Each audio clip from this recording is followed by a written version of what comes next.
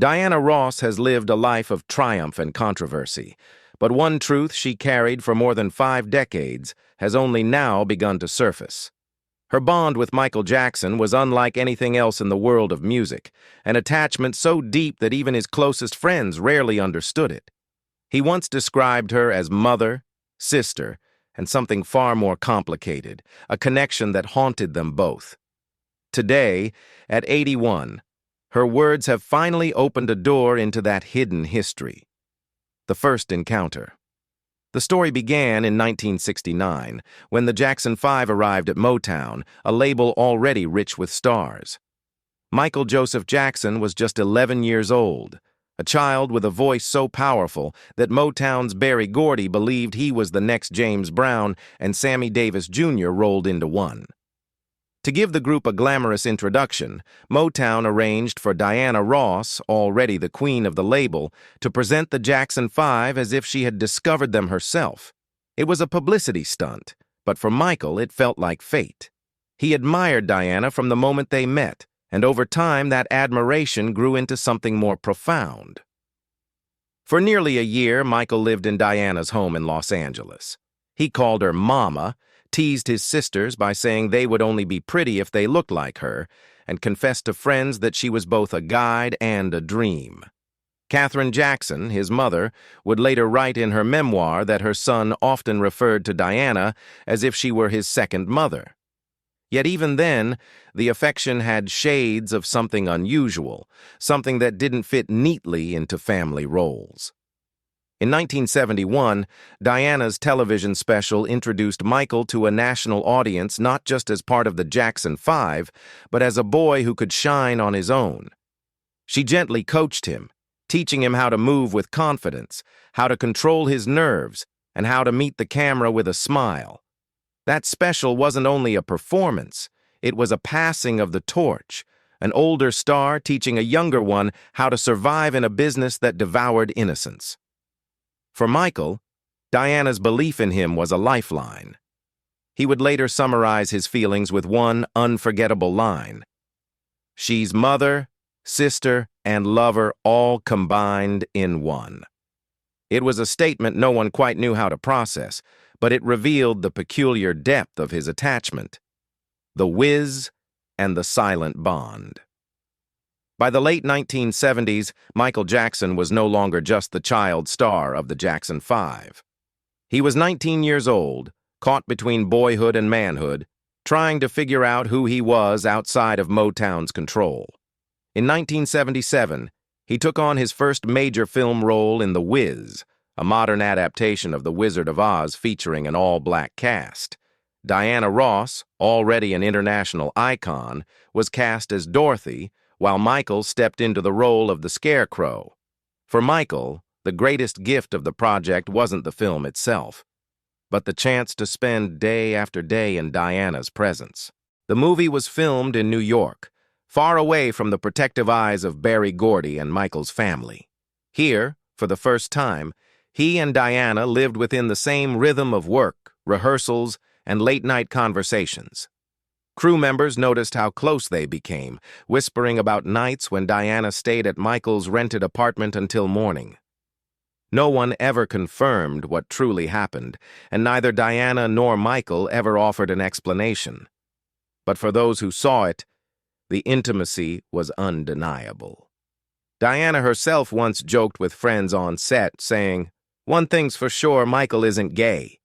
The Wiz was a commercial failure, dismissed by critics as overblown. Yet for Michael, the experience was transformative. He wasn't interested in the box office numbers. What mattered to him was the time he had carved out with Diana, private moments that the public would never know. In her company, he could be vulnerable without judgment. She listened when he spoke about his insecurities, reassured him when his voice wavered, and gave him the rare gift of acceptance. 2 songs from the film, Ease on Down the Road and Brand New Day, captured more than a storyline. Watching Michael and Diana sing together, there was a harmony that felt personal, almost too intimate for the screen. They weren't just acting, they were looking at each other as if sharing a secret. For Michael, this bond was not romantic in the traditional sense, but it was more powerful than friendship. It was something he carried in silence, something that gave him serenity amid the chaos of fame. By 1979, Michael was already preparing to step into a new chapter with Off the Wall, but the quiet nights during The Wiz stayed with him. In a world that demanded perfection, Diana gave him permission to be imperfect, and that was enough to keep her etched into his heart forever. Confessions and heartbreak. The early 1980s marked the beginning of Michael Jackson's transformation from teen idol to global superstar. Yet in the middle of all the flashing lights and roaring crowds, one constant remained: Diana Ross. Their connection had grown more layered, more complex, and in 1982, Michael said something that stunned the world. During an interview with Ebony magazine, his voice trembling but steady, he confessed, "It's Diana Ross. I love her." It wasn't wrapped in metaphors or hidden behind lyrics. Michael had spoken plainly, admitting that he dreamed of marrying her. At the time, Michael was in his early 20s, Diana in her late 30s. The 14-year age gap made their dynamic unusual, and the public struggled to take his declaration seriously. Some dismissed it as youthful infatuation, but those who knew him understood how deeply he meant it. Michael had carried this feeling since childhood, and finally saying it out loud was one of the bravest things he had ever done. The public, however, didn't know what was happening behind closed doors. By the mid-1980s, Diana had promised Michael marriage, not once, but reportedly twice. She even wore his ring in public. At the 1984 American Music Awards, she kissed him on the lips on stage and cradled his face in her hands, as if daring the world to acknowledge what they had kept private for so long. For Michael, that moment felt like vindication, proof that the woman he adored might finally be his. But the reality was far harsher. Diana Ross soon pulled away. Michael's mother, Catherine, had openly disapproved of the relationship, calling Diana too old and warning that it would damage her son's image. The press began branding Diana with cruel labels, painting her as a cradle robber. Under pressure, Diana backed out of her engagement to Michael, choosing instead to marry Norwegian businessman Arne Næss Jr. Michael was devastated. He didn't attend the wedding. Friends recalled his silence in the days that followed, how he avoided the studio, refused interviews, and admitted quietly, "I loved her and always will." His heartbreak was not the loud kind. It was quiet, gnawing, and written into the unfinished songs he left in notebooks. To the public, he remained the king of pop, untouchable and unstoppable. But to those close to him, he was a young man grieving the loss of the only woman he had ever truly loved. Dirty Diana and the Silent War. By the mid-1980s, Michael Jackson stood on top of the world. Thriller had shattered every record, and he was now the most famous entertainer alive. Yet even at the height of his success, the wound left by Diana Ross lingered. He had watched her marry Arne Næss Jr., start a new family, and build a life that did not include him. Outwardly, he carried on with his music, but privately, he turned his heartbreak into art. In 1987, Michael recorded Dirty Diana, a song that immediately sparked speculation. To the public, he explained it was about aggressive groupies, women who pursued musicians backstage. But those who listened closely sensed something deeper. The timing was suspicious. The song was copyrighted just as Diana's marriage was becoming official. Quincy Jones, Michael's longtime producer, reportedly begged him to change the lyrics, warning that everyone would assume it was about her. Michael agreed to adjust one verse, making it sound more like a generic story. Yet the pain in his voice told another story entirely. The lyrics were sharp, almost vengeful, describing a woman hungry for fame and attention, someone who used love as a weapon.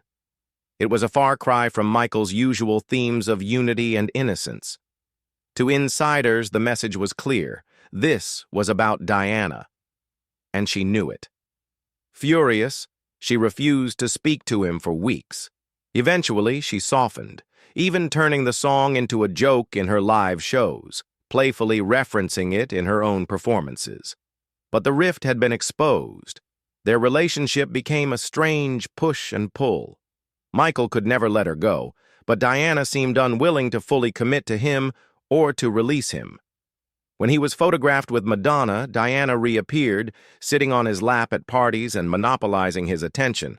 At award shows, she flirted with him on stage, blowing kisses and clinging to him even when he brought other women as his dates.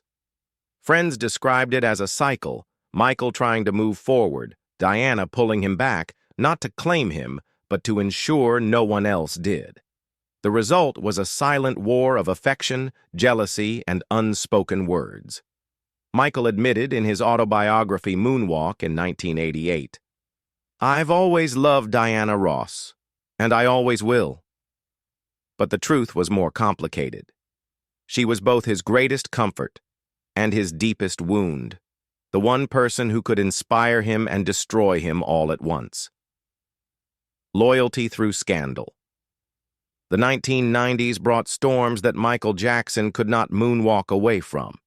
In 1993, the first public allegations of child molestation shook the world. 13-year-old Jordan Chandler and his father accused Michael of abuse, igniting a media frenzy unlike anything before. Police raided Neverland, reporters stalked his every move, and television networks replayed every rumor until it seemed his career might collapse entirely. Through it all, Diana Ross remained quiet in public but steadfast in private. Friends close to Michael said she called him, visited him, and reassured him that she believed in his innocence.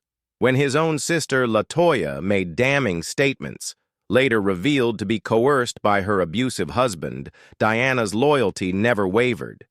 She saw the boy she had once mentored, the man she believed was misunderstood, and she stood firm.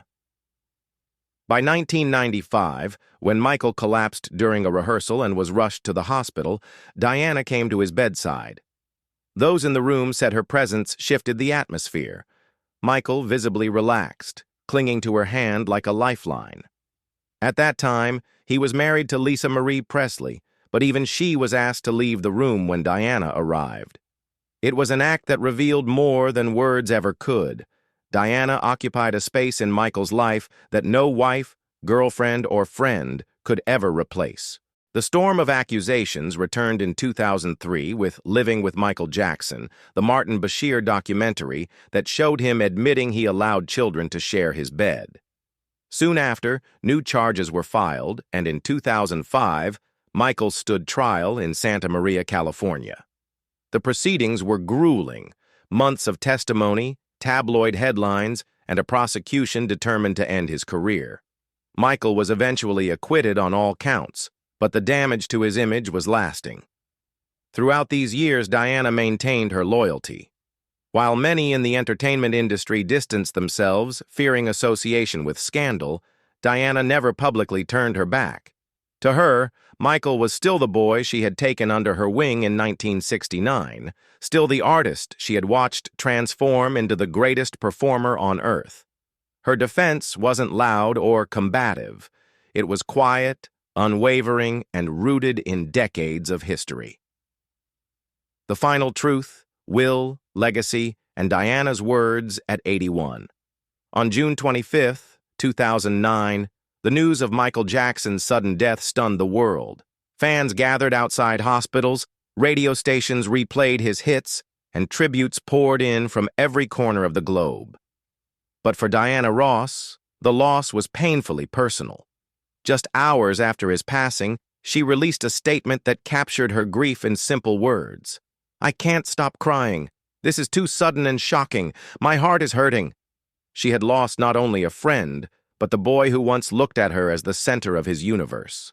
Soon, another revelation deepened the meaning of their bond. Michael's 2002 will surfaced, and in it, he had made a decision few expected. If his mother, Katherine Jackson, could not care for his children, the next guardian would be Diana Ross. Not his sisters, not his brothers, not even Debbie Rowe, the mother of two of his children, Diana Ross. In legal terms, it was a single clause, but in emotional terms, it was a declaration more powerful than any song lyric he had ever written. It meant that Michael trusted her more than anyone else to raise his most precious legacy. To the outside world, the choice was puzzling. Some critics pointed to Diana's past troubles, including a DUI arrest, arguing she wasn't fit for the responsibility. But to Michael, the reasoning was simple.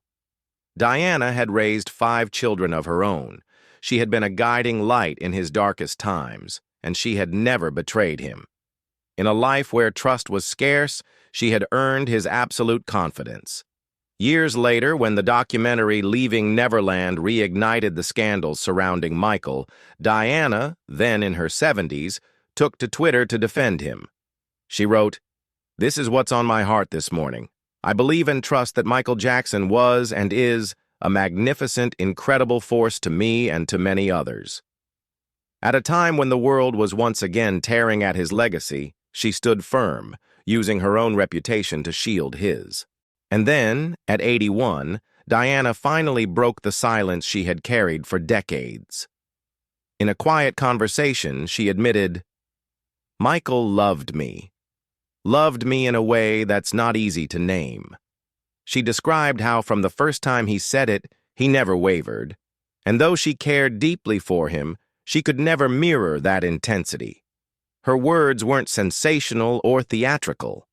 They were calm, almost weary, as though she was tired of holding back the truth.